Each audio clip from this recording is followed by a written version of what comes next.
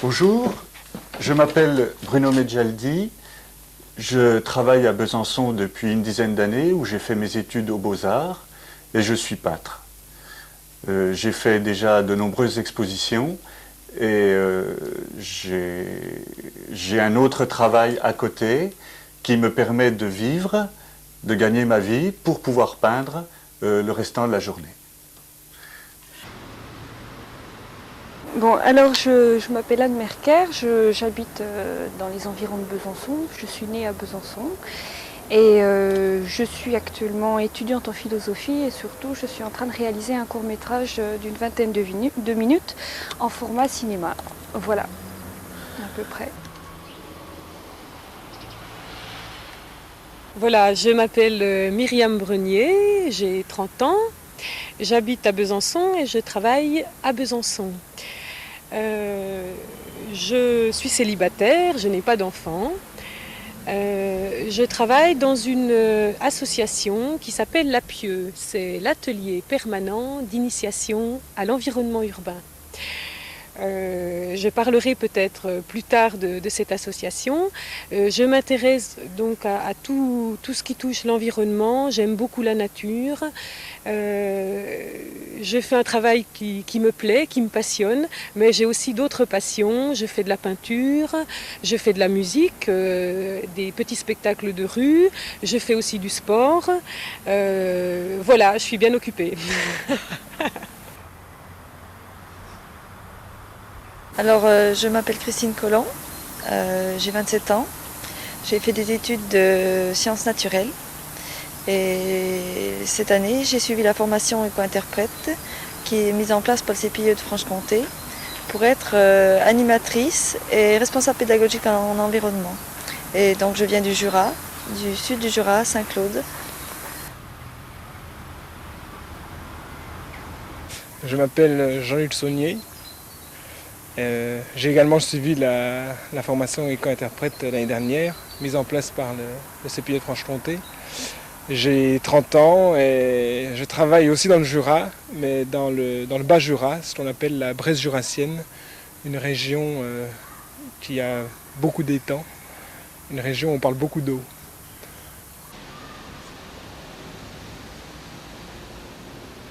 Bon, je m'appelle Célie Hervé, je suis objecteur de conscience à Besançon. Alors j'habite pas ici, j'habite à une soixantaine de kilomètres à l'Île-sur-le-Doubs. Et je viens travailler à Besançon donc tous les matins et tous les jours de la semaine.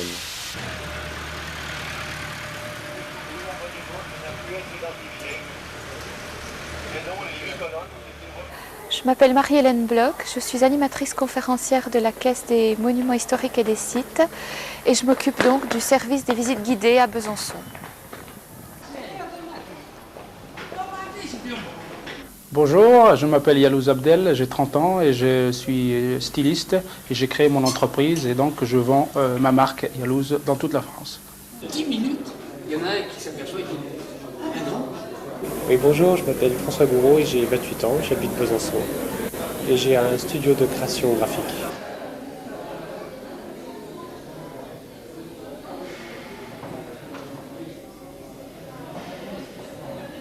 Je m'appelle Maryse Graner et j'organise des expositions et des colloques scientifiques et techniques en France.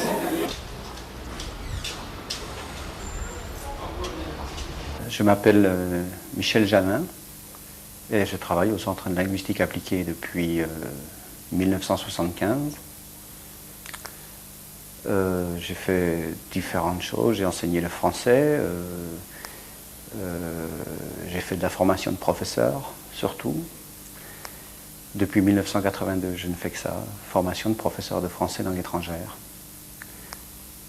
Mais pendant cette période, j'ai travaillé en Afrique aussi pendant 1 an et demi et au Moyen-Orient, dans une université du Golfe, pendant 2 ans. Alors je suis responsable de la formation de professeurs dans les stages annuels et nous accueillons à peu près 200 professeurs étrangers, pour la plupart, professeurs de français langue étrangère, chaque année dans ces programmes.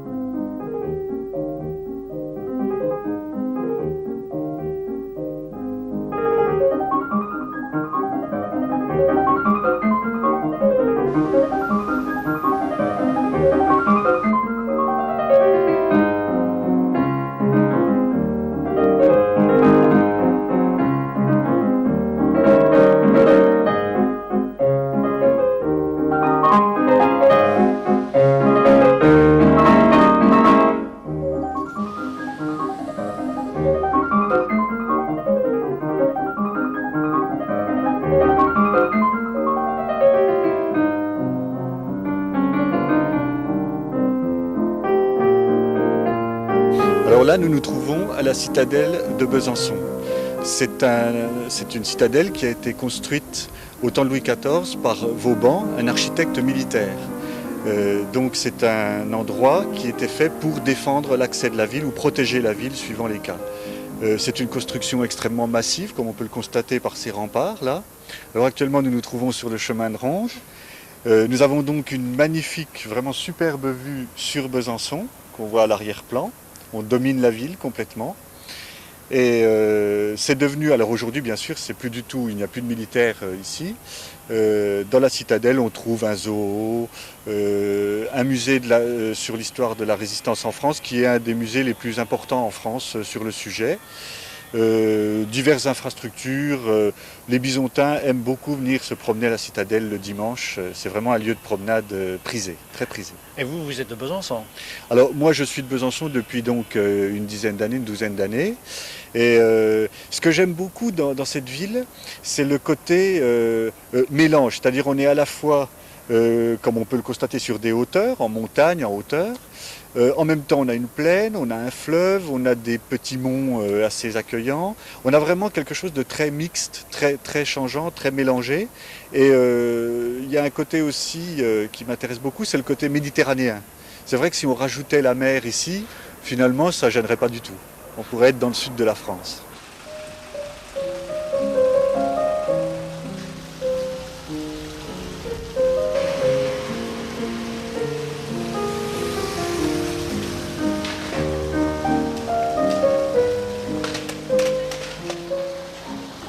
Besançon est une ville relativement moyenne et c'est très difficile de faire une carrière à Besançon.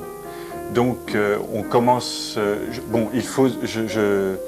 j'ai commencé à Besançon, mais je serai obligé vraisemblablement d'aller ailleurs après pour continuer à faire des expositions, car Besançon c'est assez limité quand même.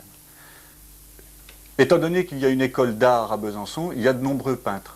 Sachant en plus que l'école d'art de Besançon est une des dernières en France, en tout cas était une des dernières en France, à enseigner la peinture à l'huile, proprement dite, la peinture de chevalet. Ceci dit, depuis quelques années, c'est un enseignement qui tend à disparaître au profit d'un enseignement plus technique, plus branché sur la communication. Donc il y aura certainement moins de peintres dans les années à venir à Besançon. Vous avez fait votre formation ici? J'ai fait ma formation ici. Alors c'est une formation qui a duré 5 ans. 2 années où on fait beaucoup de choses différentes, sculpture, peinture, gravure, lithographie. Et puis ensuite 3 années où on se spécialise. Alors il y a 3 spécialisations. Une spécialisation artistique, une spécialisation donc de communication ou publicité, comme vous voudrez, et une 3e spécialisation qui est un peu plus générale d'environnement. Et qui est, donc ces 5 ans sont sanctionnés par un diplôme d'État qui nous donne une possibilité d'enseigner le dessin ou autre chose, les arts plastiques en général, dans les lycées ou collèges français. Et ceux qui ont fait cette formation avec vous, ils venaient de la région également, comme vous? Disons qu'il y avait pas mal de gens qui viennent en général, oui, les gens viennent en général de Franche-Comté, mais il y avait aussi des gens de l'extérieur, mais très peu finalement. Parce qu'en France, il y a quand même de nombreuses écoles d'art. Par exemple, non loin d'ici, à environ 80 km, à Dijon, il y a une autre école d'art. À Lyon, à 200 km, il y a une école d'art. À Strasbourg, il y en a une. Donc les gens restent finalement, dans leur région, trouvent une école d'art où pouvoir faire leurs études.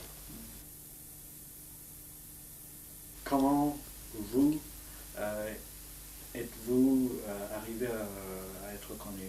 En exposant. Oh, en exposant, oui. En exposant et puis par une reconnaissance du travail, qui s'est concrétisée d'ailleurs par des commandes de la municipalité, qui s'est concrétisée par des galeries qui m'ont demandé de venir exposer chez eux, et qui se concrétise surtout cette année par une grande exposition rétrospective au Centre d'art contemporain de Besançon. Donc c'est surtout à Besançon que vous avez... C'est surtout à Besançon, un peu cette année aussi dans d'autres villes, un peu, mais ça reste cantonné à la Franche-Comté. Par contre, je commence à avoir des contacts avec les galeries parisiennes, et pour un peintre français, le passage par Paris est obligatoire, et aussi par les grandes capitales certainement de plus en plus avec la construction de l'Europe. Qu'est-ce que vous peignez surtout? Ce que je peins surtout, c'est les rapports humains des personnages, des gens, le quotidien des gens, des foules, des gens ensemble ou pas ensemble. Voilà, pour résumer très rapidement. Disons que je pense que le fait de vivre dans la région depuis 10 ans à peu près, fait que, à partir du moment où je mets mes personnages en situation, si on regarde le paysage derrière ou l'architecture des maisons, des immeubles en arrière-plan des peintures, je pense qu'on peut très facilement trouver un rapport avec ce qu'on trouve comme paysage dans la région ou comme architecture. Mais c'est pas... Je pense que si je vivais à Paris, très rapidement, au bout d'un an, on trouverait l'architecture parisienne en fond. Le fond, pour moi, c'est un décor. Donc le décor, que ce soit un décor de Franche-Comté ou que ça se passe à New York, m'importe finalement très peu. Il sert vraiment de décor. Le sujet principal, c'est les gens, les personnages. Vous arrivez à vendre vos toiles? Oui, j'arrive à faire quelques ventes, ce qui me permet de racheter du matériel et de continuer. Je suis certain que je continuerai à peindre, même si je ne vendais pas de toile pendant 20 ans. Mais c'est plus facile quand on a au moins la tranquillité d'esprit de pouvoir matériellement faire son travail. Et les commandes, il y en a beaucoup? En ce qui me concerne, oui, je peux dire, disons que j'ai eu des commandes. J'ai fait à la fin, enfin il y a 3 mois, pendant ces vacances, un triptyque, c'est-à-dire 3 panneaux de peinture, un peu dans la tradition des triptyques religieux du XVe siècle ou du Moyen-Âge, de la fin du Moyen-Âge, qui m'a été commandé par des personnes privées qui apprécient ce que je fais et qui m'ont donc payé pour que je leur fasse ça pour une maison. Alors voilà, il s'agit d'un triptyque, c'est-à-dire d'une préparation plus exactement au triptyque qui a été peint et commandé. C'est donc une préparation dessinée, c'est du dessin au crayon, et sous forme de 3 panneaux, évidemment beaucoup plus petits que ceux que j'ai effectués en peinture. Alors ce triptyque, on lui a donné un nom, il s'appelle La condition humaine, en référence à un livre de André Malraux, qui s'appelle également La condition humaine, et qui a l'ambition, ou en tout cas, qui est ma vision de la condition humaine, avec ses débuts, son actualité, et une vision de l'avenir. J'ai donc eu aussi une affiche pour la municipalité, une affiche pour les festivités autour du bicentenaire de la Révolution française. J'ai eu aussi des commandes à nouveau privées d'un écrivain bisontin, qui n'est plus bisontin d'ailleurs maintenant, qui a écrit un livre donc, et en a fait une pièce de théâtre. Et m'a demandé de faire l'affiche de cette pièce de théâtre et d'une autre peu de temps après. Quelques commandes comme ça, effectivement, ça arrive. Voici l'exemple d'une commande qui m'a été faite pour une affiche. Alors cette affiche a été demandée par la municipalité de Besançon, c'est-à-dire la ville, et elle a été commandée pour les fêtes du bicentenaire de la Révolution française. Alors j'ai fait une peinture qui a donc été reproduite ensuite avec un texte pour faire une affiche. Alors, comme toute commande, il y avait des impératifs. Alors, par exemple, il fallait absolument qu'on voit qu'il s'agissait de la ville de Besançon. Alors, c'est pourquoi j'ai installé la citadelle dans le tableau. Ensuite, il fallait que les protagonistes de la Révolution française soient symbolisés, représentés. Donc, on les voit ici, à gauche, les 3 principaux genres de protagonistes de la Révolution française. Ici, le philosophe du siècle des Lumières, donc du XVIIIe, ça peut être Rousseau, ça peut être n'importe qui, l'intellectuel de la Révolution. Là, le sans-culotte, comme on l'appelle, c'est-à-dire l'homme du peuple qui a fait la Révolution physiquement, qui a donc fait la guerre, les manifestations, etc.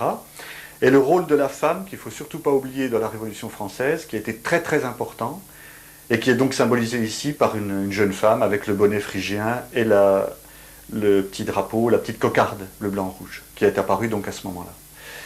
Ensuite, sur la droite du tableau, nous avons donc à nouveau un rappel à la ville de Besançon, avec les quais de la ville, les bâtiments qui sont au bord, et le Doubs. Un couple avec un enfant, qui sont les spectateurs d'aujourd'hui, le peuple français d'aujourd'hui. Là, un militaire, puisqu'il fallait absolument un militaire, étant donné qu'en France, nous aimons beaucoup les militaires et nous aimons beaucoup les défilés ainsi que la musique militaire. Donc, j'ai transigé, je l'ai mis avec un tambour, je l'ai représenté avec un tambour. Là, un personnage qui passe, donc qui représente le passant, le kidam. Et ici, le lien, mais un lien toujours symbolique, entre le passé à gauche de la Révolution, l'avenir ici, donc un personnage un peu plus âgé, qui serait un peu la mémoire, qui ferait le lien entre ce qui s'est passé là et les gens d'ici. Voilà. Et bien sûr, les banderoles avec les drapeaux français et des petits feux d'artifice dans le coin. Alors je vais vous montrer maintenant ce que donne le résultat, l'affiche. On voit le graphisme qui est venu s'installer sur la peinture. La reproduction, je ne sais pas si on peut bien le voir avec la caméra, les couleurs sont beaucoup plus fades, beaucoup plus passées sur l'affiche que sur le tableau.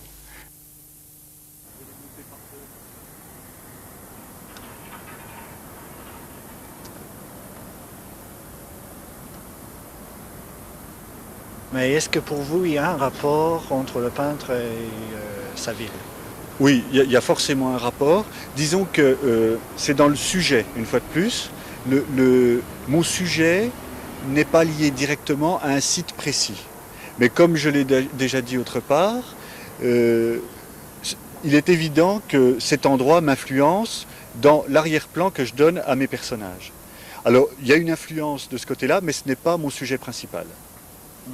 Est-ce que Besançon vous semble une ville agréable pour un peintre? C'est facile de peindre ici? C'est-à-dire que, toujours pareil, deux choses. D'une part, le lieu est magnifique, calme, vraiment propice à la méditation et à la recherche picturale. Mais d'autre part, on est quand même ce qu'on appelle ici en province, c'est-à-dire que on est dans une petite ville qui finalement vit sur elle-même et n'a pas tellement de rapport avec Paris, avec les villes d'Europe, etc. Ce qui fait que pour la création artistique proprement dite, pour le confort de la création artistique, c'est très bien, mais pour se faire connaître ou pour exposer, on est obligé de s'expatrier malheureusement, parce qu'ici, bon, c'est très vite limité. Mais c'est un bon lieu pour créer, oui. Quand vous ne peignez pas, qu'est-ce que vous aimez faire à Besançon ou dans les environs? Oh, il y a tellement... C'est la promenade ici. Ici, il y a des... La Franche-Comté, c'est vraiment un lieu dont on vient maintenant directement... enfin, dont on ne vient pas, mais les Américains, par exemple, viennent par charter directement en Franche-Comté faire du tourisme. C'est vraiment un lieu qui commence à être vraiment très connu et très prisé, justement, parce qu'il offre de multiples possibilités de promenades, de points de vue, de musées, de châteaux, etc. Voilà. Donc moi je suis assez friand de ce genre de choses. Il y a beaucoup de paysages, chaque virage présente un paysage différent à l'œil. Vous pensez rester à Besançon, peindre Oui, je pense que ce qui est intéressant à notre époque, c'est justement que, bon, avec le TGV, le train à grande vitesse, on est à 3 heures de Paris. Et étant donné qu'à Paris, maintenant, il est carrément impossible de se loger, sinon en déversant des sommes folles, il est tout à fait possible actuellement, et je peux citer de nombreux cas d'artistes dans tous les domaines, qui habitent à Besançon ou ailleurs, en province, mais qui ont l'essentiel de leur travail à Paris. Donc ils font là un peu la navette. Et si je peux le faire, c'est ce que je préférerais faire, oui. Oui.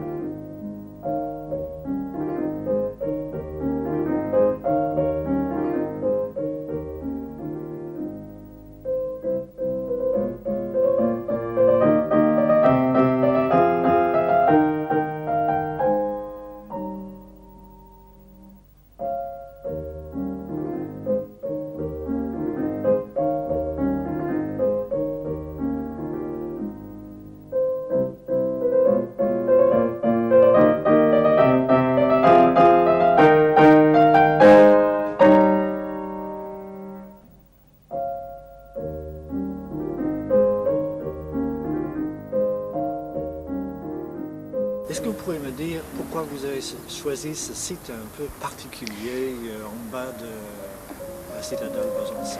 Voilà, alors j'ai choisi cet endroit parce qu'il y a eu ici un tournage de cinéma qui s'est effectué. Alors c'était pas le mien, mais ça a quand même une relation avec mon court-métrage à moi. C'était le film d'une personne qui fait du cinéma sur la région, qui a tourné un long-métrage qui s'appelle Daniel Petit-Cuneau. Et on a tourné une séquence ici où il y avait des espions qui couraient partout, particulièrement un qui montait sur une des arches du pont. Et la scène était très graphique, très jolie au niveau image de cinéma. Ça a un lien avec mon court-métrage à moi et mon travail à moi dans la région, parce que c'est cette personne qui m'a beaucoup encouragée, enfin, c'est ce cinéaste qui m'a encouragée à mettre en place un projet et à tourner quelque chose particulièrement dans la région, parce que lui, il a essayé de défendre un cinéma régional, c'est-à-dire complètement financé à Besançon, tourné à Besançon, avec des partenaires, pas forcément de Besançon, mais en tout cas de la région de Franche-Comté. Voilà, donc j'ai un peu, j'ai en quelque sorte suivi ses traces, même si après, bon, je me démarque un peu de la façon qu'il a de procéder. Vous avez toujours voulu faire du cinéma? Oui, j'ai fait une année d'une option audiovisuelle dans un lycée à Besançon. C'était une option qui a été mise en place de façon expérimentale, qui est maintenant est tout à fait officielle à Besançon. Je ne crois pas que ça existe dans toutes les villes, enfin ça existe ici. Donc c'est ce travail que j'ai fait au cours de cette année de lycée, qui m'a permis de commencer à toucher un peu à l'image, à ce que c'était qu'un tournage, tout ça. Et c'est là que j'ai rencontré particulièrement 2-3 professionnels, dont M. Petit-Cuneau. Voilà, donc c'est à la suite de ça que ça a commencé à être plus concret. Pensez-vous que la ville de Besançon se prête particulièrement bien au genre d'activité que vous avez choisi là au cinéma? On peut faire un film facilement à Besançon? C'est-à-dire que l'avantage, pas forcément de Besançon, mais en tout cas de la Franche-Comté, enfin à Besançon il y a pas mal de tournages qui se font, mais dans la Franche-Comté c'est vrai que ça bouge quoi. Au niveau création cinématographique, je crois que c'est plus ouvert que d'autres endroits. Maintenant pour la ville de Besançon elle-même, le cadre est joli de toute façon, donc on a de quoi tourner des choses si on veut. Au niveau de la mairie de Besançon, il n'y a pas vraiment un soutien parce qu'ils n'ont pas les moyens de financer des courts-métrages comme ça qui se font, des courts-métrages d'auteur, parce qu'ils ont déjà des choses à financer au niveau de la musique et tout ça, il y a des priorités. Mais je pense qu'au niveau de la diffusion, là, il y a un soutien quoi, qui est assez important. Enfin, ils nous permettent de passer dans une salle de cinéma ou des choses comme ça. Donc là, à ce niveau-là, c'est intéressant. Parlez-nous de votre film un peu.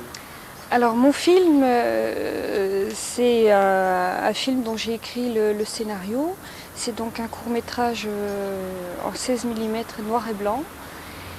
Et ça se passe à Noël et c'est l'histoire d'un homme qui est enceint lui-même. C'est une fiction, hein, c'est un film de fiction, qui est enceint et qui vient accoucher le jour de Noël. Voilà, très résumé ce que ça raconte. Vous avez choisi un décor régional? Pas particulièrement parce que mon film n'est pas situé, n'est ni tellement situé dans le temps ni tellement dans l'espace. C'est une fiction qui se penche essentiellement sur le problème de la grossesse. Donc la grossesse c'est millénaire et donc il n'y avait pas du tout de besoin, ni même ça aurait été contraire à l'esprit du film, de le situer dans une région, dans la région de Franche-Comté où voilà, c'est tout à fait différent qu'un esprit un peu documentaire ou de reportage. Vous deviez avoir des acteurs. Est-ce que vous les avez trouvés facilement? Oui, je les ai trouvés ici, par la même façon. Évidemment, c'était des acteurs qui avaient plutôt fait du théâtre, parce qu'on trouve plus de gens qui ont fait du théâtre que du cinéma. Il y a un conservatoire d'art dramatique à Besançon, donc j'ai eu une ou deux personnes qui venaient de là. Et puis j'ai eu des comédiens qui soit étaient directement à Besançon, soit étaient des alentours, mais qui viennent travailler à Besançon. Voilà. Vous avez des amis, vous connaissez d'autres jeunes personnes comme vous qui font comme vous, qui pourraient faire comme vous aussi? Je connais des personnes qui ont envie de faire du cinéma. Entre l'envie de faire du cinéma puis le moment où on commence à faire son film puis le moment où on le finit surtout, il y a un très très long décalage.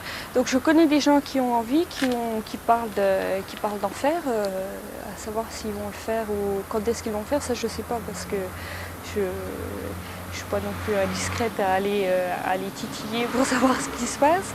Mais en tout cas, il y a une forte envie cinématographique à Besançon même ou aux alentours. Ça, c'est assez net. Je ne sais pas si le cinéma en région est vraiment possible, quoi, à long terme. C'est possible, pour moi, ça a été possible de faire un court-métrage ici à Besançon, dans une petite ville. Mais bon, il faut quand même pratiquement 2 ans pour faire un court-métrage de 20 minutes. C'est long. C'est quand même long, c'est beaucoup de démarches pour trouver des bouts de ficelle parce qu'on n'a pas vraiment de moyens ici. Les grosses sociétés de production, elles ne sont pas du tout ici, elles sont à Paris. Voilà, donc on s'épuise un peu à trouver des bouts de ficelle parce qu'il n'y a pas vraiment de structure cinématographique ici. Et c'est possible une fois, c'est peut-être possible 2 fois et après je pense que soit on est complètement usé, soit on arrête, soit il faut trouver une autre solution. Enfin c'est ce que je me dis moi, bien que je sois tout à fait contente d'avoir fait mon film comme je l'ai fait, je ne crois pas qu'il faille que je continue comme ça, qu'il faut absolument que je passe à un échelon après et puis que j'ai plus de moyens, quoi. Donc les moyens, il faut aller les chercher là où ils sont beaucoup plus à Paris qu'à Besançon, ça c'est net. Hein.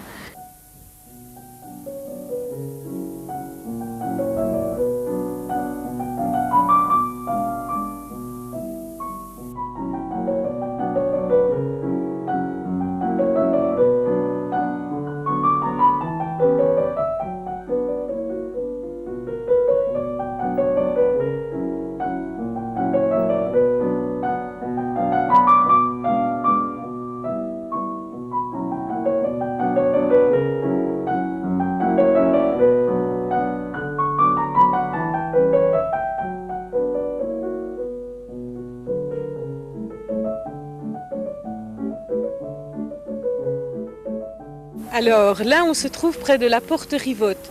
Alors cette porte Rivotte, c'est la seule porte qui reste de l'enceinte de Vauban. Vauban, c'est un personnage très, très vieux. Il a vécu au XVIIe siècle. Il a fortifié Besançon. Et dans l'enceinte qui fortifiait Besançon, il y avait 7 portes. 7 portes qui commandaient l'entrée de la ville. Et c'est la seule porte qui reste, qui est intacte. Les autres ont été détruites pour des problèmes de circulation. Donc c'est un monument important, c'est un monument prestigieux de l'histoire de Besançon. Donc vous avez votre action qui est très moderne dans un bâtiment historique justement. Oui, alors on est dans un bâtiment historique. On s'intéresse à l'environnement, aux vieilles pierres, mais on s'intéresse aussi à ce qui est moderne dans la ville. L'association travaille dans le domaine de l'environnement urbain. Pour nous, l'environnement urbain, ce sont les anciens bâtiments, c'est le patrimoine historique, mais c'est aussi les nouveaux quartiers, ce sont les UP, ce sont les nouveaux lotissements, c'est aussi tout ça. Et vous, qu'est-ce qui vous a fait choisir ce domaine-là?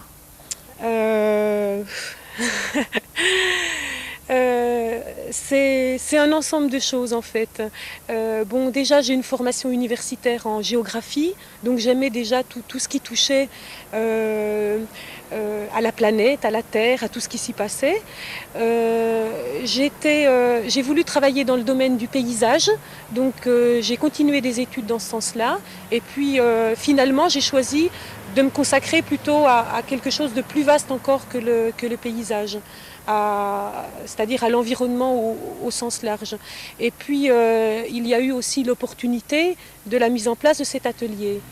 Donc j'ai su que cet atelier allait se mettre en place, j'ai suivi sa création et puis voilà. Et puis à Besançon et dans la région autour, l'environnement est très visible, on pourrait dire, n'est-ce pas? Oui, je crois qu'on a la chance d'habiter dans une région qui est très rurale, qui est encore très verte, qui est très préservée. En Franche-Comté, il y a encore beaucoup de milieux naturels qui sont, qui sont encore assez préservés, disons. Il y a quelques pôles urbains en Franche-Comté, dont Besançon, et puis le pays de Montbéliard et Belfort, mais on a la chance d'être quand même dans une région pas trop industrielle et pas trop polluée, disons. Et on a la chance aussi à Besançon d'être dans une ville qui est assez extraordinaire par son site, avec des collines boisées, avec une rivière qui fait un méandre, qui enserre la vieille ville, avec beaucoup de vieux monuments qui n'ont pas été détruits, avec beaucoup de choses à exploiter aussi dans la ville. Est-ce que les jeunes Bisontins sont conscients de ce patrimoine, de cet environnement? Je crois que les Bisontins aiment leur ville. Je crois que les Bisontins aiment leur ville, mais je crois qu'il y a aussi tout un travail à faire pour éduquer, en fait, éduquer les petits, mais aussi les grands, pour les amener à observer et encore à mieux aimer et mieux protéger leur environnement. Et c'est un petit peu notre travail, en fait, que d'être présent sur le terrain pour aider les gens à observer, pour leur amener des informations, pour encore plus les éveiller. Et comment est-ce que vous le faites? Alors, on le fait par des stages, par des cycles d'animation dans les classes, par des expositions, par des petites publications, par des études aussi.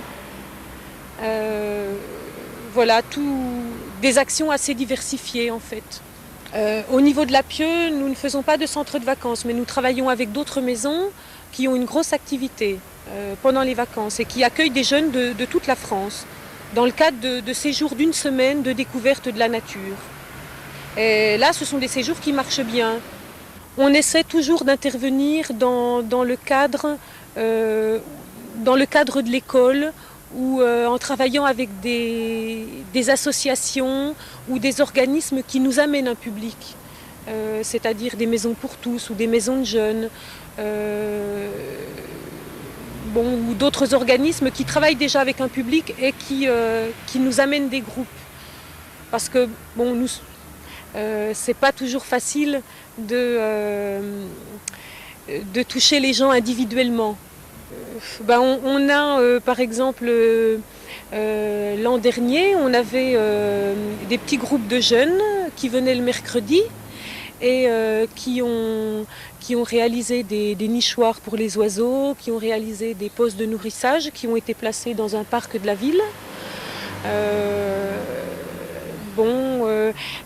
Sinon, c'est peut-être des choses, par exemple dans les animations avec les classes, souvent les enfants sont amenés à réaliser ou une petite exposition, ou une affiche, ou des montages diapos qui circulent ensuite dans l'école. Par exemple, avec une classe, on travaille sur le thème des pollutions.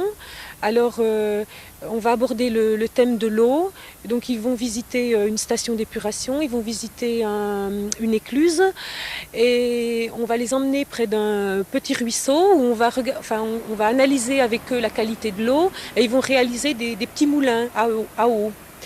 On va travailler aussi sur le thème du bruit et de la pollution de l'air. Donc là, on va emprunter des appareils de mesure dans une association et aller avec eux dans la ville et mesurer le bruit à différents endroits de la ville. Mesurer aussi la pollution à différents endroits de la ville. Vous avez une petite équipe, vous m'avez dit. Oui. L'avenir dépend sans doute d'autres professeurs, de formateurs, d'animateurs, de moniteurs, je ne sais pas.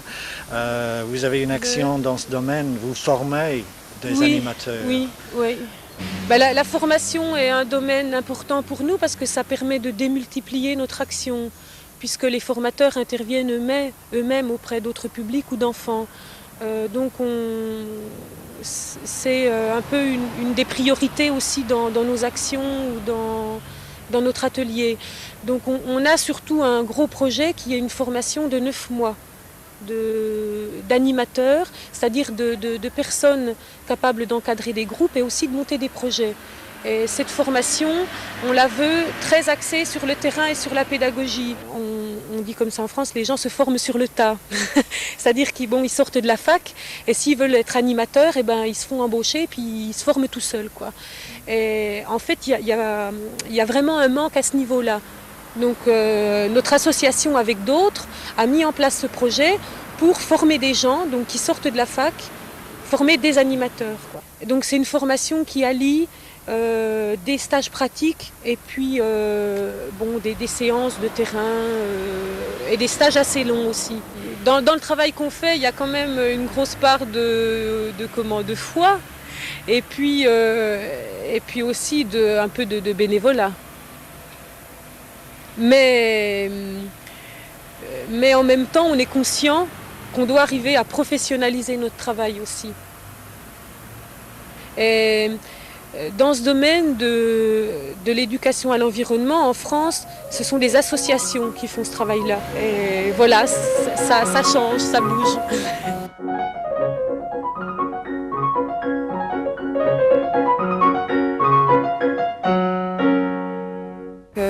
Moi, d'après mes études de sciences naturelles, donc j'étais déjà sensibilisée à ces problèmes d'environnement, d'autant plus que je vis dans une région très, très préservée au niveau naturel. Donc la moyenne montagne du Jura, qui est boisée, où coulent de belles rivières, où le tourisme se développe et où cependant les problèmes d'environnement commencent à se poser au niveau de la qualité de l'eau surtout, et puis au niveau des déchets. Et donc j'ai décidé de travailler dans ma région sur ces problèmes avec les personnes qui habitent cette région et aussi sensibiliser le public touristique à ces problèmes. Parce qu'il me semble qu'il faut à tout prix préserver ce qui reste encore et je pense qu'il est temps d'agir. Moi j'ai un itinéraire un petit peu différent. J'ai une formation universitaire de géologue. J'ai fait une partie de mes études à l'université de Besançon et j'ai toujours été sensible aux problèmes de l'environnement. Et moi, ce qui me préoccupe actuellement dans mon métier, c'est d'initier et d'éduquer les gens à l'environnement, qu'ils aient un rapport différent avec leur milieu. Donc voilà, au niveau, moi je crois qu'il est important d'agir dans la formation, dans l'éducation. Et quand on pense environnement à Besançon ou dans la région autour, à quoi est-ce qu'on pense surtout? Qu'est-ce qui est important à conserver, à mettre en valeur? Je pense que sur Besançon, qui a la réputation d'être une des villes les plus vertes de France, sinon la ville la plus verte de France, c'est déjà l'environnement naturel de la ville, la végétation, mais c'est aussi le patrimoine. On voit derrière nous des remparts qui datent de Vauban. Il y a la citadelle, il y a un certain nombre d'ouvrages historiques au niveau de la ville. Et puis dernièrement, on a découvert un site romain du côté de l'hôtel de ville. Donc il y a eu des fouilles de fait. Malheureusement, il va y avoir construction d'un parking.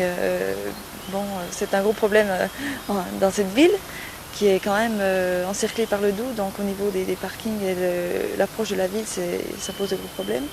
Mais quand même, on essaye de préserver pas mal les choses. Et puis aussi, on s'intéresse à ce patrimoine. Et je pense qu'il y a une grande conscience au niveau de Besançon et de la Franche-Comté de ce patrimoine aussi bien culturel que naturel. Mais il est vrai que c'est souvent, il y a des impacts médiatiques, il y a des coûts médiatiques qui se font. Et puis après, on oublie un petit peu. Je crois qu'il faut maintenir cette conscience et puis la rendre active. On parlait vous évoquez les problèmes d'environnement. C'est vrai que l'eau dans le Jura, enfin dans le Jura au niveau massif, plus qu'au niveau département, l'eau est également un problème vu la disposition, disons, géologique de l'ensemble du massif jurassien. Les élus, apparemment, les élus en ont une grande conscience et puis sont assez poussés par tout ce qui est fédération de protection de la nature. Et donc on commence à agir pour se soucier de la qualité de l'eau en Franche-Comté et puis de l'eau également qui passe à Besançon et que l'on consomme pour finir. Au niveau touristique, l'eau est utilisée au niveau de la pêche, au niveau de la baignade, donc à tous ces niveaux-là. Moi, je viens d'une région, de la Bresse jurassienne, où il y a presque 300 étangs. Donc on utilise, à ce moment-là, on utilise l'eau pour élever du poisson, pour produire du poisson. Et l'agriculteur jurassien de la Bresse est éleveur de poissons. Donc c'est vrai que l'eau a toutes sortes d'utilités et c'est pas le fait de l'utiliser au niveau touristique, au niveau ludique, qui doit gêner à sa qualité. Est-ce que vous entrez en conflit avec des gens de vos régions? Non, il est rare quand même qu'on arrive jusqu'au stade de conflit. Il y a souvent des discussions plus ou moins énergiques. Le problème, par exemple, dans le parc naturel du Haut-Jura, c'est d'arriver à gérer le tout des utilisations de l'eau, parce que donc c'est un secteur un petit peu agricole en perte de vitesse. Donc le tourisme est un point de développement important. Seulement donc on utilise les lacs pour le nautisme, pour les activités touristiques. Mais en même temps, dans ces lacs, on puise l'eau. Ce sont des réserves d'eau potable pour les habitants. Donc ça pose de gros problèmes. Donc c'est pour cela que ce projet sur l'eau se met en place, pour que les gens réfléchissent à ce problème et arrivent à trouver ensemble des solutions. Il faut dire que ce secteur est un milieu associatif très vivant. Il y a énormément d'associations dans le Jura, en particulier sur le secteur du parc. Et il y a beaucoup de monde qui quand même a envie de faire des choses et a conscience des problèmes. Donc on met en place tout un système de concertation. Le plus gros problème qu'on peut avoir, finalement, c'est surtout le problème des industriels. C'est là qu'on se heurte le plus souvent à des discussions un petit peu houleuses. Mais dans l'ensemble, avec de la patience, de la diplomatie, on arrive quand même à leur montrer leur intérêt dans la chose. Et je pense que d'ici un an ou deux, on pourra arriver à des solutions profitables pour tout le monde. De toute façon, c'est primordial de sensibiliser les jeunes, c'est leur avenir. L'environnement, bon, on parle beaucoup de nature, mais c'est aussi la ville, le bien-être dans la ville. Donc agir aussi sur la construction d'immeubles en ville. Bon, on a beaucoup de problèmes de société actuellement, de problèmes d'environnement. Je pense que l'éducation des jeunes, leur implication surtout dans leur avenir, pour faire évoluer les choses est primordiale.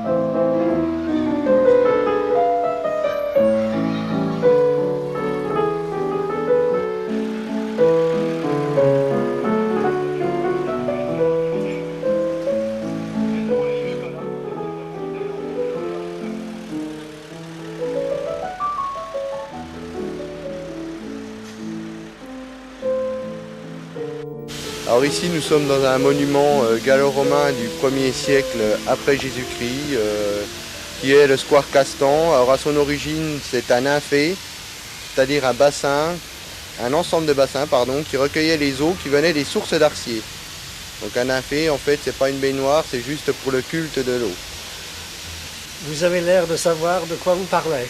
J'ai fait des études dans ce sens puisque j'ai fait 2 ans d'études d'histoire à la faculté des lettres de Besançon, dont une année en archéologie, j'ai une unité de valeur archéologique. Donc ça fait un petit moment que vous vous intéressez à l'archéologie. J'avais un peu laissé tomber parce que mes études se dirigeaient plutôt vers l'histoire, mais vu l'opportunité que j'avais de faire une objection de conscience dans l'archéologie, ça m'intéresse et je crois que je vais en faire quelque chose de concret pour l'avenir. Je crois qu'il y a d'autres sites archéologiques à Besançon. Vous pourriez nous en dire quelques mots? Alors les sites archéologiques à Besançon, on pourrait dire que c'est toute la ville, tout le centre-ville, puisque dès l'instant que vous creusez dans le centre-ville, vous trouverez quelque chose d'intéressant, comme la cour de la SMCI ou alors le parking de la mairie, donc parking qui va être construit, qui sera souterrain. Et le parking de la mairie, justement, il y a de grandes fouilles qui se passent là en ce moment? Voilà, alors les fouilles archéologiques du parking de la mairie sont les plus importantes actuellement au niveau national, avec 4000 m² de surface donc, à décaper. Et quel est votre rôle? Alors moi, mon rôle, c'est en collaboration avec la direction des antiquités et la mairie qui m'a embauché, faire des visites à des particuliers et plus particulièrement à des scolaires, donc une action pédagogique, et donner des informations au grand public, parce que l'archéologie, généralement, et surtout au point de vue scolaire, c'est très peu connu et c'est très peu enseigné. Ce sont des fouilles qui sont exploitées depuis un certain temps? Alors ces fouilles, elles ont commencé le 1er juin 1989, c'est-à-dire il y a plus d'1 an, et se termineront à peu près dans 1 mois, donc 16 mois de travaux en tout, au total. Et ça se fait en même temps que la construction de ce grand parking à côté? Donc c'est une collaboration entre partenaires, entre la mairie, entre le groupe 1000 qui est l'entreprise qui creuse le parking, et entre la direction des antiquités, donc les archéologues. C'est-à-dire qu'au départ, il y a eu une phase archéologique, donc on a fait appel à des archéologues qui sont venus faire des sondages.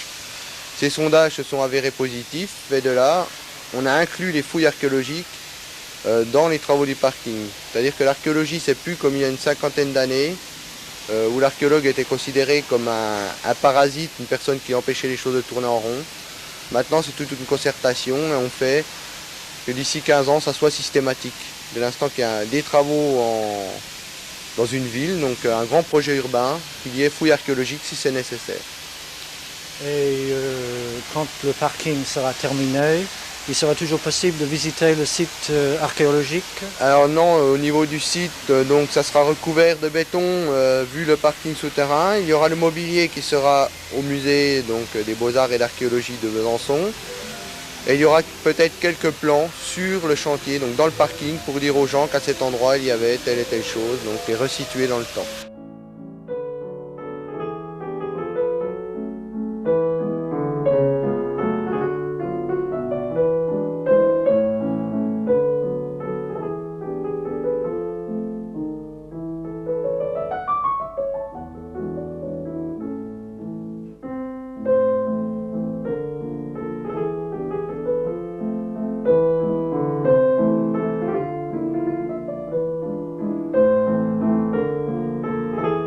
Alors, pour être guide conférencier, il faut passer un concours d'agrément de la Caisse nationale des monuments historiques et des sites, qui est à peu près du niveau d'une licence d'histoire de l'art. Et pour les personnes qui sont agréées à ce concours, eh bien, elles ont la possibilité par la suite d'effectuer les visites de Besançon. Moi, je fais donc plus tellement des visites, mais en fait, j'ai passé un concours pour être animatrice conférencière, c'est-à-dire que je m'occupe de certaines opérations de patrimoine concernant la ville et du service des visites.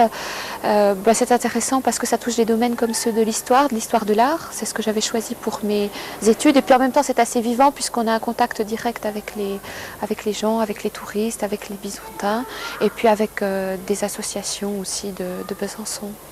On dit souvent que Besançon garde ses secrets pour elle. Est-ce qu'il faut être byzantin, byzantine pour être guide à Besançon? Ah ben, il vaut mieux, ou en tout cas il faut aimer la ville, et puis il faut vouloir y rester un certain temps, oui. Parce que je pense que c'est une ville qu'il faut apprendre à connaître, il faut avoir du temps pour la connaître, oui. Vous êtes de Besançon? Oui, mais pas d'origine. D'adoption? D'adoption, voilà. Vous pensez rester là un certain temps? Oui, certainement, oui, maintenant oui. Les gens qui viennent vers vous pour demander vos services, qui sont-ils? Alors on a un public très divers qui vient de toute la France. Il y a beaucoup d'autocaristes de toute la France.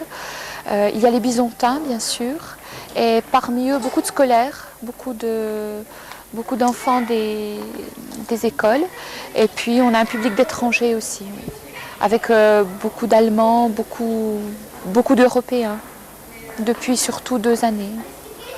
Les scolaires, les jeunes qui viennent, est-ce qu'ils viennent parce qu'ils veulent ou c'est parce qu'ils sont captifs? Eh bien, il y a les deux. Il y en a qui sont captifs. Il y a des visites qui sont imposées, demandées par les enseignants, mais d'ailleurs, ça se passe quelquefois bien après. Et puis, il y a les scolaires qui demandent eux-mêmes à visiter telle ou telle partie de la ville. Ou quelquefois, on en reçoit qui font des animations un petit peu particulières. C'est-à-dire qu'ils ne réalisent pas toujours de visites traditionnelles, mais quelquefois on fait des jeux de piste. Ou on a travaillé par exemple une année avec des tout petits et on leur a appris à faire eux-mêmes une visite de la citadelle pour des touristes. Donc ça peut déboucher sur des animations très particulières qui ne sont plus de simples visites ou des visites traditionnelles. Vous avez l'impression qu'ils apprécient Besançon, les jeunes qui visitent? Ah oui, oui. Est-ce qu'ils sont sensibles à ce patrimoine? Oui, je pense. En tout cas, ceux qui demandent à le faire eux-mêmes, oui, certainement. Et quand ça leur est imposé, je crois qu'il y a moyen de les rendre un petit peu sensibles à ce patrimoine.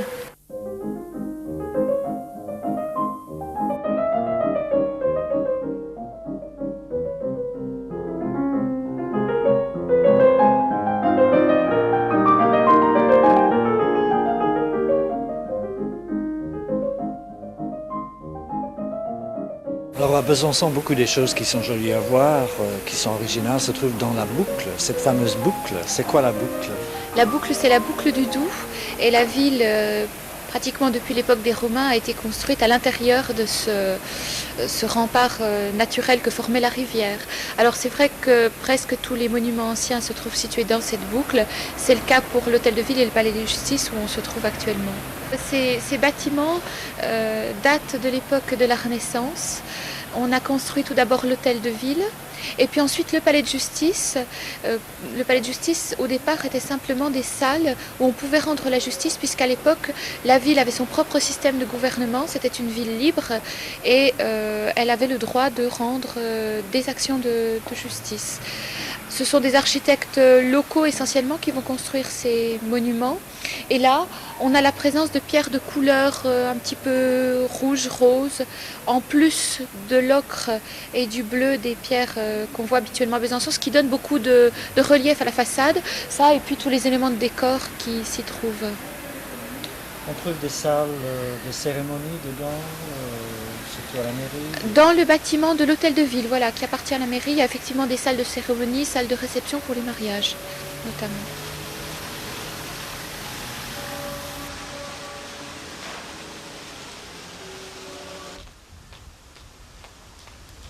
Alors cette mesure un peu curieuse qu'on a filmée.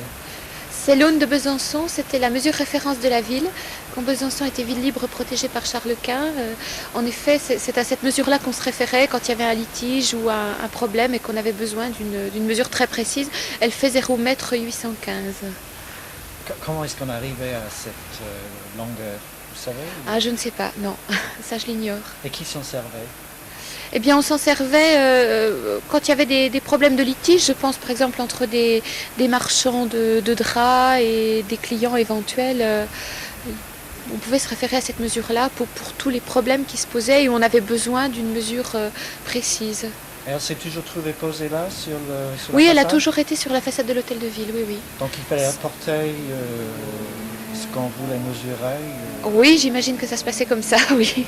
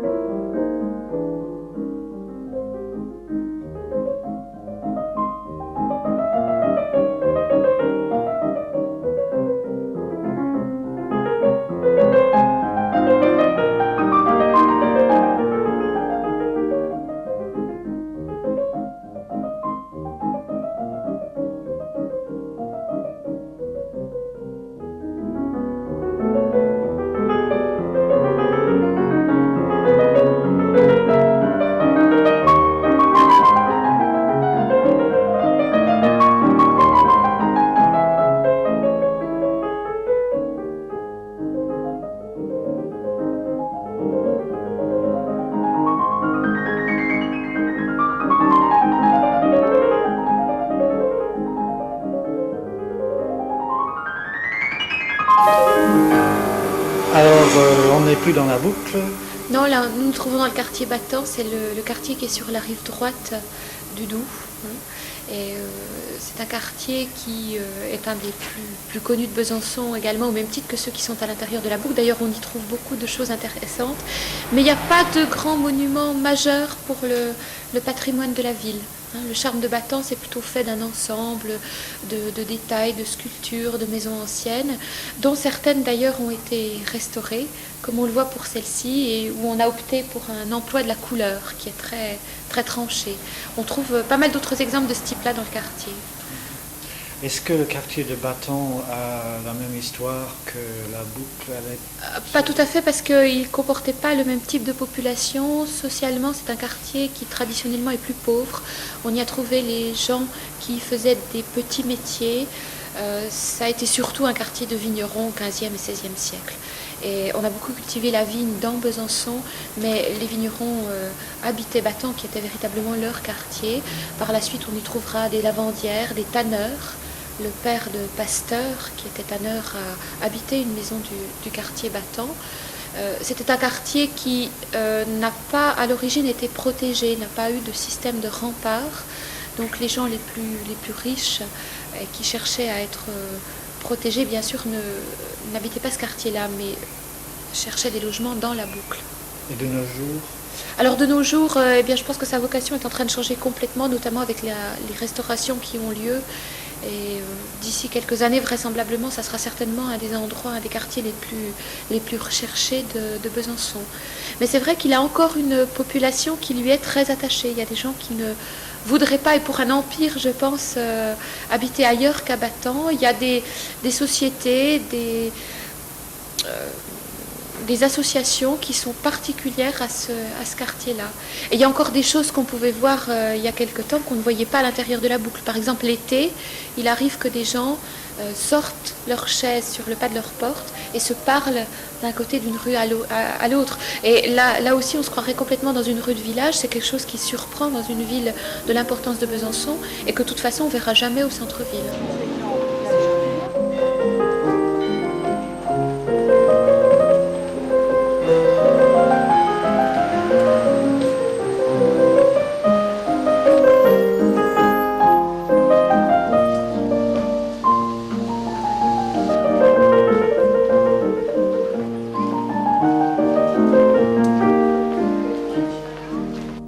Pas l'habitude de penser aux créateurs de mode à Besançon quand on est étranger. On pense toujours à Paris. Ben, bien sûr, c'est un petit peu l'idée que se font beaucoup d'étrangers en parlant de la France. Pour eux, la France, Paris, la mode, le style. Non, je pense que cette idée, il faut un petit peu l'enlever. Et il y a des grands créateurs qui sont nés dans d'autres villes autour de Paris, très très loin même de Paris. Et c'est vrai qu'il y en a beaucoup pour passer le cap au-dessus. Ils ont besoin d'aller à Paris pour être reconnus. Et moi, je veux faire justement pas comme les autres. Moi, non seulement je veux être le styliste, mais je veux être celui qui ne fait pas comme tout le monde. Et c'est un petit peu mon objectif à moi et le but que je veux atteindre. Le côté original, oui. On peut être original à Besançon? Absolument, oui, parce qu'en France, bon, moi je suis déjà d'origine un peu nord-africaine, donc j'arrive quand même d'un pays où il y a un côté exotique, un petit peu un côté autre chose, de la couleur. Et quand on arrive en France, c'est vrai, il fait un peu plus froid et tout. Alors moi, mon objectif, c'est de mélanger un petit peu ces deux choses, l'exotisme avec le froid et faire un petit peu un cocktail. Et c'est ce qui plaît dans ma mode. Depuis combien de temps êtes-vous à Besançon? Mon papa a immigré en France et à Besançon même en 1973. Donc ça fait quand même beaucoup d'années. Et donc depuis 1913 que je suis adopté un petit peu par la ville de Besançon, je me comprends. Voilà. En tant que fils d'immigré à Besançon, est-ce que vous avez senti des difficultés particulières? Au départ, sans oublier, bon, du pays d'où je viens, moi, qui est l'Afrique du Nord et qui est plus spécifiquement le Maroc, c'est vrai que l'image d'Africain du Nord en France est un petit peu l'image de l'immigré qui est comme un petit peu le Mexicain aux États-Unis, comment dire, quelqu'un qui est en majorité, c'est une immigration majoritaire. Et c'est vrai qu'au départ, on souffre de certaines choses, mais il faut savoir pas s'en occuper, travailler, puis dire, bon, l'avenir, c'est à celui qui se lève le matin très tôt et celui qui travaille. Donc il ne faut pas s'occuper de ce que dit lui, sinon on n'arrivera jamais à... Pendant ce temps-là, on va passer son temps à pleurer, à dire on est triste, on est malheureux, on est méchant avec nous, et pendant ce temps-là, on ne travaille pas. Ce qu'il faut faire, c'est travailler, et après, les gens, ils vous acceptent mieux. Et vous êtes nombreux à être venus de Maroc à l'époque? Vous avez toute votre famille qui est... Absolument, j'ai toute ma famille. Nous sommes 3 enfants, donc papa, maman, et nous sommes 3 enfants, dont je suis l'aîné. Et j'ai mon deuxième frère qui s'appelle Khalid, qui est avec moi dans ma société maintenant, qui est responsable, qui est directeur de commercial. D'ailleurs, à l'heure où je vous parle, il est en voyage à 1000 km d'ici pour vendre la marque Yalouz. Donc. Et mon jeune, j'ai un 3e petit frère qui s'appelle Yalouz Ghani. Et lui, par contre, qui a des grandes performances en sport, puisque cette année, il a eu le titre de vice-champion du monde en lutte gréco-romaine. Et il est sélectionné pour les Jeux Olympiques, donc à Barcelone. Il participera en 1992. Et il est très jeune, il a 22 ans. Il a, je pense, un avenir sportif assez prometteur. Et depuis quand est-ce que vous vous intéressez à la mode, à la création de mode? Depuis tout petit et en même temps... Depuis un petit peu toujours, on s'y intéresse tous, hein, parce que quand vous étiez petit, quand vous mettez devant votre glace avant de sortir, bon, vous regardez si vous étiez bien coiffé, si on était, bon, la chemise ça va, quand elle est sale, on la met. Donc on s'intéresse toujours à son corps, et c'est vrai qu'on s'intéresse toujours aux vêtements. Bon, depuis quand exactement, il n'y a pas de date bien précise, mais j'ai toujours aimé, par contre, ce qu'avaient pas les autres. J'ai toujours aimé être original, c'est vrai. J'ai toujours aimé avoir le vêtement que tout le monde n'a pas. J'ai toujours voulu avoir une identité plus spécifique, avoir quelque chose de plus qui me ressemble et qui ne soit pas comme tout le monde. Bien sûr, la boutique, elle n'est pas venue du jour au lendemain, tout de suite. Hein. La boutique, elle est venue après 5 ans de travail quand même. et 5 ans de travail, j'ai commencé à faire mes premiers modèles dans une petite chambre, enfin ma chambre de jeune garçon chez mes parents. J'avais une petite machine à coudre que j'ai achetée très très vieille, je l'ai achetée 200 francs. Et j'ai commencé à faire un petit t-shirt, un deuxième t-shirt, un sweatshirt, un pantalon. Et puis un jour, j'ai fait un petit défilé de mode dans un endroit. Ça a beaucoup plu. Et là, c'est là que peut-être que j'ai eu le déclic, en effet, de dire mon produit plaît. Et tiens, pourquoi pas le proposer à des gens, et ainsi de suite. Et puis, ce qui fait qu'aujourd'hui, bon, la marque est diffusée dans plusieurs boutiques. Mais on se bat toujours pour aller un peu plus loin. Je veux encore aller plus loin et je l'espère que je vais pouvoir continuer. Est-ce que vous pouvez dire que vous avez un style? Est-ce que vous pouvez me parler de votre style? Vous savez, quand on vit des fois avec, quand on a un enfant, quand on vit avec, on ne le voit pas grandir, on ne le voit pas évoluer. C'est les gens qui viennent un mois après, un an après, ils disent « Oh, qu'est-ce qu'il est grand !» Et bien, c'est exactement pareil pour mon vêtement. Donc, je fais mon vêtement, j'essaye toujours qu'il soit... Chaque collection, j'essaie qu'elle soit plus belle que la précédente, bien entendu, c'est mon objectif. Mais dire le style, non, parce que je fais 2 collections par an. Et chaque fois, j'essaye d'avoir des initiatives un peu plus travaillées. Bon, cette année, j'ai essayé de faire des choses un peu plus près du corps. L'année dernière, j'ai fait quelque chose de beaucoup plus large. Et là, par exemple, pour l'été prochain, je vais travailler plus drapé. Donc, vous voyez, le style défini, non. Le style, ce que je veux, c'est que les gens disent style Yalouz, mon nom. Voilà. Bien sûr. Vous faites pour les hommes, vous faites pour les femmes? Absolument. J'habille éventuellement aussi bien les hommes que les femmes, sans problème. Et parlez-moi un petit peu de votre collection en ce moment. Qu'est-ce que vous avez essayé de faire? J'ai essayé de faire, bon, comme l'hiver en France, et bon, en hiver, en Europe, on ne porte pas les couleurs. Les couleurs correspondent à l'été, qui veut dire tout ce qui est couleur jaune, rouge, des choses comme ça, on les met en été. Et donc, ma collection, au départ, a été basée sur du noir et du blanc, du noir et du gris, un petit peu bon, comme on voit cet exemplaire ici. J'essaye toujours de faire des modèles qui se modulent un peu pour que les gens adaptent à leur personnalité. Vous voyez, par exemple, c'est pas grand-chose, mais on a un modèle, on a un pantalon qu'on peut démonter. Vous voyez, on peut faire des choses comme ça. Voilà, je peux montrer là sans problème. Voilà, vous voyez, on peut faire ça. On peut éventuellement boutonner derrière. Il y a un bouton qui se trouve derrière, là-bas. On peut croiser, par exemple, ça comme ceci. On peut mettre un ici et un ici comme ça. D'accord? On peut monter là. Voilà, voilà, voilà. Et vous voyez, on arrive à faire complètement autre chose sans, comment dire, sans changer pratiquement de modèle. On peut avoir d'autres tenues différentes, qui veut dire dans une soirée, on peut se retrouver avec un vêtement complètement différent. Il suffit juste d'un petit déplacé d'un petit bouton, des choses comme ça. Voilà, on remet ça. Voilà, ça c'est un petit exemple, mais j'ai beaucoup de modèles où je base une recherche un petit peu d'originalité dans la simplicité, qui veut dire faire quelque chose de très simple au départ et pouvoir lui donner, parce que nous, les hommes et les femmes, nous ne sommes pas toujours du même humeur. Il y a des matins on est gai, il y a des matins on est un petit peu triste, et le vêtement, il faudrait qu'il puisse nous suivre un peu. Faire quelque chose de plus original quand on est gai, quelque chose de plus sobre quand on est triste, et ainsi de suite, ou le contraire. Voilà. Et quelle est votre clientèle? Ma clientèle, c'est un petit peu rigolo parce que j'ai pratiquement toute catégorie d'âge, qui veut dire j'ai habillé des gens très très jeunes, de 14 ans et jusqu'à à peu près 90 ans, sans problème. Mais parce que j'ai une panoplie de produits qui peut s'adapter un petit peu, et des choses très très simples, très sobres, comme j'ai des choses très pointues, très couture, très habillées, quoi. Et vous vendez uniquement à Besançon? Ah non, non, non, du tout. C'est vrai qu'au départ, j'ai commencé à vendre qu'à Besançon. Et puis, j'ai été à 40 km à Besançon, de Besançon pour vendre à une boutique. Et puis ainsi de suite. Et puis là à droite, un peu à gauche, telle ville, telle ville, telle ville. Et ce qui fait qu'on s'agrandit, on s'agrandit. Puis la France est très, très grande, vous savez. Hein. Alors, on peut aller très, très loin sans problème. Et bon, maintenant, j'ai dépassé même la frontière française puisque je vends à nos amis suisses, je vends aux Allemands, je vends aux Anglais, donc il n'y a pas de problème. Hein. Vous commencez à être connu? Connu, non. Je pense qu'on n'est jamais assez connu. Et puis, il faut savoir rester modeste et dire qu'il faut toujours du travail, travailler, travailler. Le secret de la réussite, c'est travailler et pas dire « je suis arrivé ». Quand le jour où on dit « on est arrivé », c'est qu'on n'avancera plus. Donc, si vous deviez résumer votre création, votre style en 3 mots, votre identité, qu'est-ce que vous diriez? Ah, c'est un petit peu très difficile de répondre, hein, en 3 mots en plus. Hein. Moi, j'aime beaucoup parler en plus.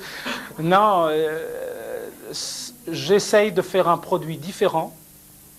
J'essaye de le vendre différemment, en espérant que les gens, quand ils me le prennent, ont un sentiment différent de ce qu'ils ont l'habitude de mettre sur le doigt. Là, 3 définitions. Voilà, reste toujours le mot différence pour être quelqu'un d'autre, pour garder mon identité, de mon produit du moins. Voilà.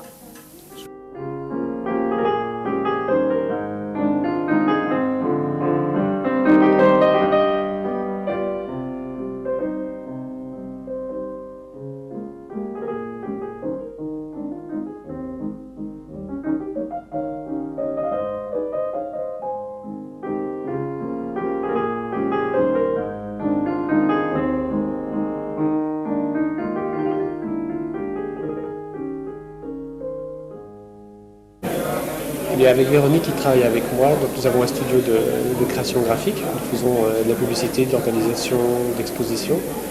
Donc nous avons mis en place tous les éléments qui composent cette exposition, que nous avons mis en forme et qui ont été présentés au Palais Granvelle l'hiver dernier.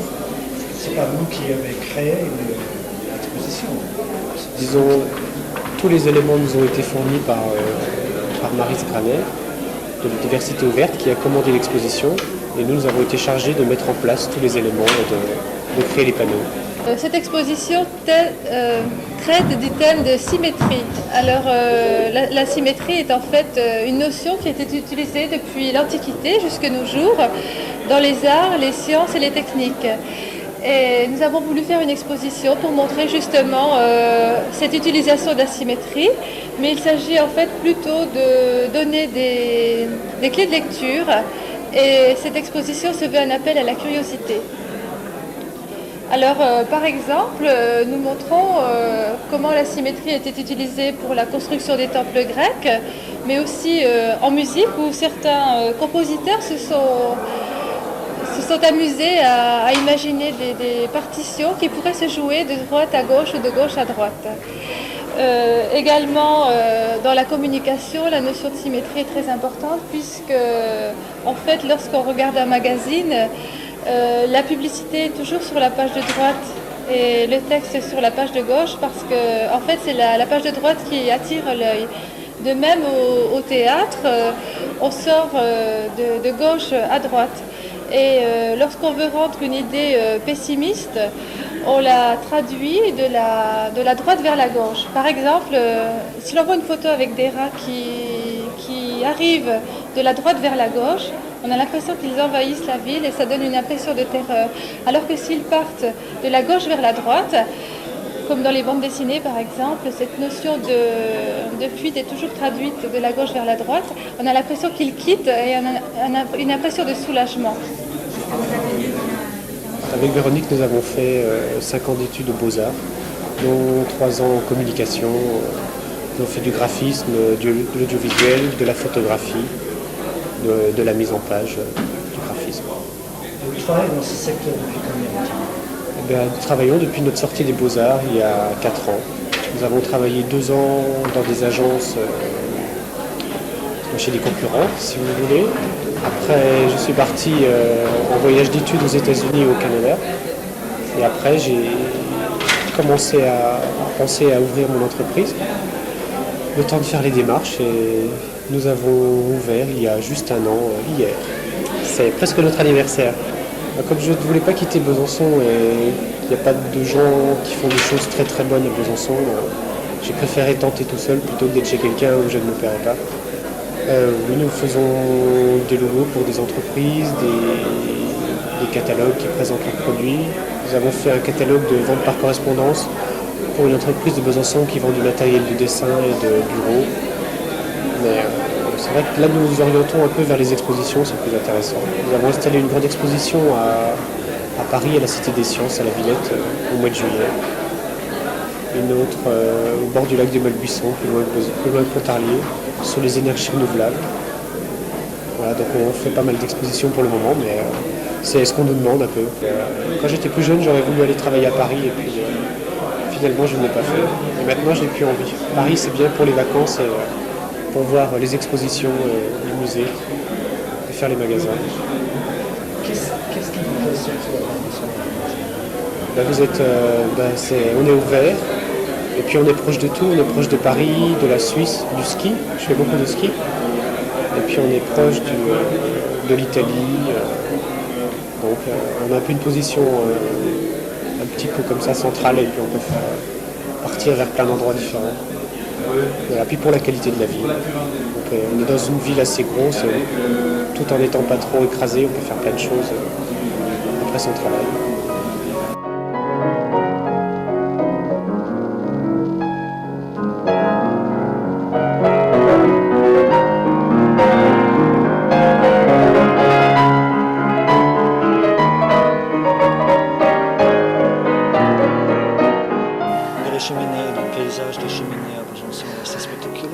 Oui, c'est ce que tout le monde dit.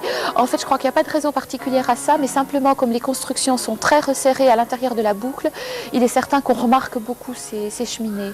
Mais bon, c'est vrai, il y en a beaucoup, mais le climat est rigoureux, mais pas plus qu'à certains autres endroits. Non, je crois que c'est tout simplement la concentration de maisons d'habitation dans la boucle qui fait que ça a une allure un petit peu particulière. On a une forêt de cheminées. Dès qu'on est sur un site de hauteur, c'est vrai que ça frappe. Les cheminées continuent à servir? On a le feu de bois dans les magasins? Oh, dans certains appartements, oui, on peut s'en servir encore, oui. Pas toutes, mais il y en a encore pas mal qui sont en activité. Oui, il y a pas mal d'appartements de la boucle où on peut encore faire du feu dans les cheminées.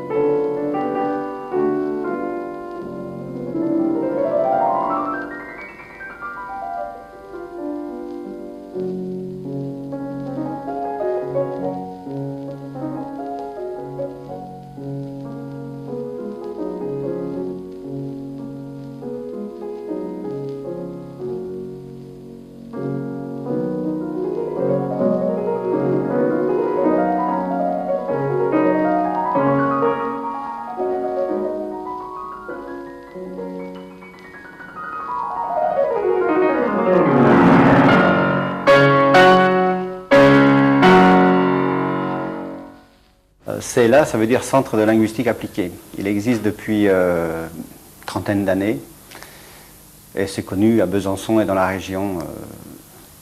CELA, c'est un écho, une résonance de plus en plus forte, je crois. Mais à l'étranger, on dit de plus en plus CLAB, c'est plus sec. CLAB, Centre de linguistique appliquée de Besançon. Oui, on reçoit chaque année à peu près 3500, l'an dernier 4000 stagiaires, dont 2 tiers de professeurs, d'étudiants étrangers qui viennent des 4 coins du monde, je crois une 50aine de nationalités l'an dernier étaient représentées au CELA. On peut dire depuis une dizaine d'années, alors que le CELA a été connu un peu partout dans le monde, dans les universités à l'étranger, il était très peu connu sur Besançon. Mais depuis une dizaine d'années, il y a un intérêt croissant de la part de la municipalité et de la région aussi pour le CLAB, parce qu'on se rend compte que c'est important pour le rayonnement culturel et peut-être économique de la région. Donc, il y a aujourd'hui au CELA un représentant de la région qui vient nous aider à mettre en rapport les stagiaires du CELA avec des familles, des institutions de la région. Et puis, la région va financer la construction d'un nouveau centre de linguistique appliquée qui devrait terminer en 92. Un grand projet. Là, on on est bien situé au centre-ville, ça a beaucoup d'avantages, mais on manque beaucoup de place, on a des locaux trop étroits, des difficultés de s'équiper et de mettre en place les programmes à cause de ça. Alors là, on va passer de 1800 m² à 3800 m², donc on va plus que doubler notre surface d'occupation. Alors on va être beaucoup plus à l'aise et on va pouvoir même développer, en accord avec la région, de nouveaux programmes de formation continue. Voilà. Vous serez toujours en centre-ville? Ben, à Besançon, le centre-ville, c'est la boucle. Voilà, c'est ce qu'on appelle le centre-ville, c'est tout ce qui se trouve à l'intérieur de la boucle du Doubs. Hein, le Doubs fait une boucle. Et on va se trouver juste de l'autre côté de la boucle, sur les rives du Doubs. Hein. Nous, on considère qu'on sera au centre-ville, quand même, très très proche, à côté du pont, d'un pont. Mais pour beaucoup de Byzantins, ce ne sera quand même pas le centre-ville, vraiment. C'est à 5 minutes de la place du centre-ville, de la place Saint-Pierre. 5 minutes, c'est très proche. Est-ce que vous pouvez dire que vos clients ont un profil particulier? Qui sont les clients, les jeunes qui viennent, les professeurs? Qu'est-ce qu'ils recherchent? Alors, les clients, ben, il y en a plusieurs. Il y en a qui viennent pour des formations en français, qui sont étudiants dans leurs universités et qui viennent se perfectionner pour poursuivre des études en français. D'autres, ce sont des professionnels qui viennent apprendre rapidement la langue parce qu'ils en ont besoin pour des raisons professionnelles.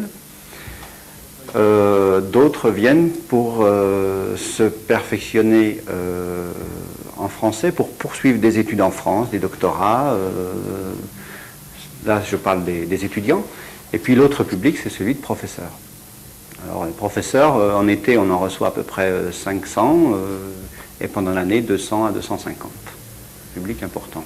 C'est-à-dire, le CLAB, c'est un centre où on enseigne les langues, mais aussi on forme beaucoup, et de plus en plus, je crois, de professeurs. J'ai dit tout à l'heure que 2/3 des stagiaires venaient pour le français, mais il y a un tiers de ces stagiaires, à peu près 1000 à 1200 stagiaires, qui viennent pour apprendre les langues étrangères. Ou pour se former dans l'enseignement des langues étrangères. Alors il y en a pas mal. L'anglais, bien sûr, et surtout, mais bon, de plus en plus l'espagnol, l'allemand, l'arabe, le russe, l'italien. Il y a eu le néerlandais, mais il n'y a plus de stagiaires en ce moment. Le chinois. Et puis, à la demande, on a la possibilité d'enseigner à peu près toutes les langues, puisqu'on a ces stagiaires et certains professeurs sur place. On a la possibilité de leur demander des cours. Vous avez évoqué le contact avec les gens de la ville. Est-ce que le contact est facile? Est-ce qu'on peut arriver à connaître des Byzantins si on étudie à la CLAB?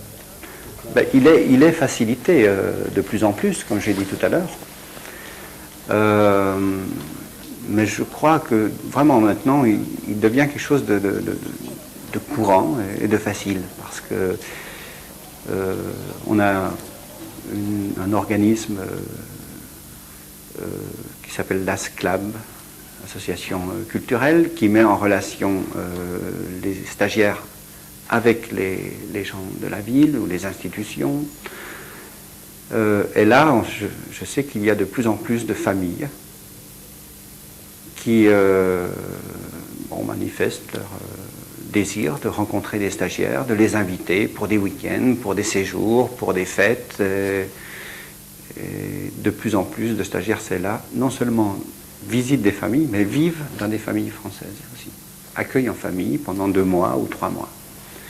Et pour nous, c'est très important parce qu'on sait très bien que ça développe considérablement les compétences de communication. Si après la classe, je me retrouve dans une famille française et je peux parler toute la soirée avec une famille. Et le lien est de plus en plus important avec la région. Bon, pour donner un exemple, maintenant, on n'a aucun problème pour organiser des visites, même des journées dans des écoles primaires, écoles maternelles ou écoles secondaires. Les chefs d'établissement à Besançon ont l'habitude parce qu'ils nous accueillent très bien, parce qu'on leur demande souvent aussi cela. Donc il y a un lien qui se développe, et parce qu'aussi les gens de Besançon, comme la municipalité ou les responsables de la région, ont compris que le CLA c'était un atout important pour cette région. Ça aussi, je crois.